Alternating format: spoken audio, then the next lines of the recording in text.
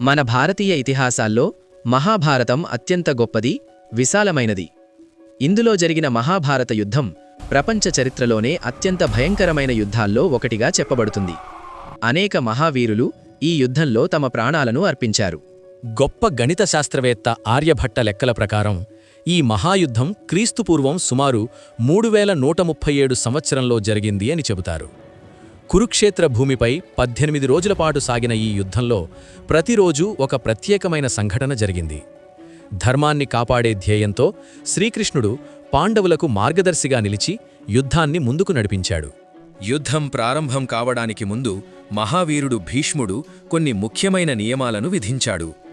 యుద్ధం కేవలం సూర్యోదయం నుండి సూర్యాస్తమయం వరకు మాత్రమే జరగాలి. సమాన స్థాయిలో ఉన్న యోధులు మాత్రమే ఒకరితో ఒకరు పోరాడాలి.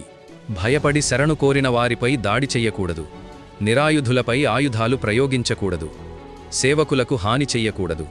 అలాగే ఒక వీరుడిపై ఒకేసారి పలువురు దాడి చెయ్యకూడదు. ఈ నియమాలను రెండు పక్షాల యోధులు గౌరవంగా పాటించాలని నిర్ణయించారు. యుద్ధం మొదటి రోజు ప్రారంభానికి ముందు అర్జునుడు మరియు శ్రీకృష్ణుడు రెండు సేనల మధ్య నిలబడ్డారు. అప్పుడు శ్రీకృష్ణుడు అర్జునుడికి జీవన సత్యాలను తెలియజేసే గీతా ఉపదేశం చేశాడు.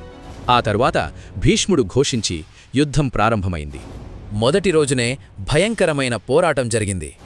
అనేక మంది సైనికులు ప్రాణాలు కోల్పోయారు. అర్జునుడి కుమారుడు అభిమన్యుడు తన ధైర్యాన్ని చూపగా భీముడు కౌరవ సైన్యంపై భీకరంగా దాడి చేశాడు. అయితే మొదటి రోజు కౌరవులకు కొంత ఆధిక్యం కనిపించింది. రెండవ మరియు మూడవ రోజుల్లో యుద్ధం మరింత తీవ్రతరమైంది. గురువు ద్రోణాచార్యుడు, భీష్ముడు, అర్జునుడు వంటి మహాయోధులు పరస్పరం పోరాడారు. భీముడు మరియు ఘటోత్కచుడు కలిసి కౌరవ సైన్యాన్ని తీవ్రంగా దెబ్బతీశారు. అర్జునుడు అస్త్రశస్త్రాలతో శత్రు సైన్యాన్ని చెల్లాచెదురుగా చేశాడు. ఈ రోజుల్లో పాండవుల పక్షం బలంగా నిలిచింది. యుద్ధం 4వ రోజు నుండి 9వ రోజు వరకు రణరంగం మరింత భయంకరంగా మారింది. భీష్ముడు పాండవ సైన్యంపై భీకర దాడులు చేస్తూ అనేక మందిని సంహరించాడు. కాని భీముడు, అర్జునుడు కూడా సమానంగా ప్రతిఘటించారు. 9వ రోజు భీష్ముడి పరాక్రమం అంతగా పెరిగింది కి పాండవ సైన్యం కుదేలయింది. అర్జునుడు గాయపడటం చూసి శ్రీకృష్ణుడు కోపంతో రథచక్రాన్ని పట్టుకుని స్వయంగా యుద్ధంలోకి దిగబోతాడు. 10వ రోజు యుద్ధంలో కీలక మలుపు వచ్చింది. శిఖండి ముందుండగా అర్జునుడు భీష్ముడిపై బాణాలు సంధించాడు. భీష్ముడు బాణాల పర్వతంపై పడిపోయి శరసయ్యపై నిలిచాడు.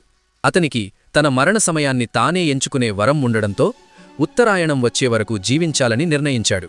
ఈ సంఘటనతో కౌరవులు తమ గొప్ప సేనాధిపతిని కోల్పోయారు.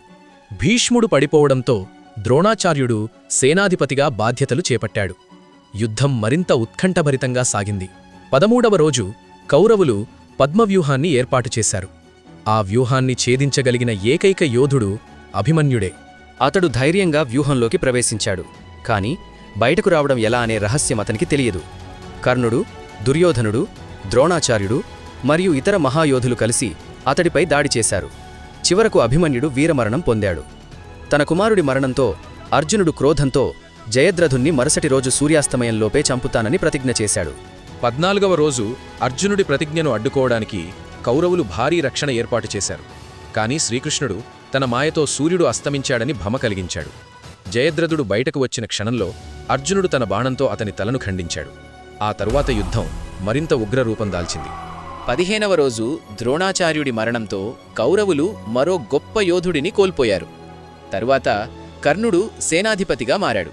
అతను పాండవ సైన్యాన్ని తీవ్రంగా దెబ్బతీశాడు.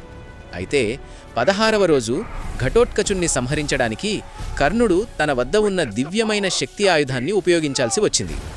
ఇది అతను అర్జునుడి కోసం దాచుకున్న అత్యంత శక్తివంతమైన ఆయుధం. 17వ రోజు మహాయోధులు అర్జునుడు మరియు కర్ణుడు మధ్య జరిగిన యుద్ధం మహాభారతంలో అత్యంత ప్రసిద్ధ ఘట్టం. యుద్ధం జరుగుతున్న సమయంలో కర్ణుడి రథచక్రం భూమిలో ఇరుక్కుంది. ఆ సమయంలో శ్రీకృష్ణుడి ఆదేశంతో అర్జునుడు బాణం ప్రయోగించి కర్ణుడిని సంహరించాడు. దీంతో కౌరవుల శక్తి పూర్తిగా క్షీణించింది. చివరి రోజు యుద్ధం ముగింపు దశకు చేరుకుంది. కౌరవుల వైపు కేవలం కొద్దిమంది యోధులు మాత్రమే మిగిలారు. భీముడు దుర్యోధనుడితో గదాయుద్ధం చేసి అతని తొడపై దాడి చేసి సంహరించాడు. ఈ విధంగా 18 రోజుల పాటు సాగిన మహాభారత యుద్ధం చివరకు పాండవుల విజయంతో ముగిసింది. ధర్మం చివరికి విజయం సాధించింది అనే గొప్ప సందేశాన్ని ఈ యుద్ధం మనకు అందిస్తుంది. ఈ మహాకథ మనకు ఒక గొప్ప పాఠాన్ని నేర్పుతుంది. అధర్మం ఎంత బలంగా కనిపించినా చివరికి ధర్మమే విజయం సాధిస్తుంది. ఈ వీడియో నచ్చినట్లయితే లైక్ చేయండి, షేర్ చేయండి. ఇలాంటి మరిన్ని వీడియోస్ కోసం ఈ ఛానల్కి సబ్స్క్రైబ్ చేసుకుని బెల్ ఐకాన్ మీద క్లిక్ చేయండి. నెక్స్ట్ వీడియోలో మళ్ళీ కలుద్దాం. Thanks for watching.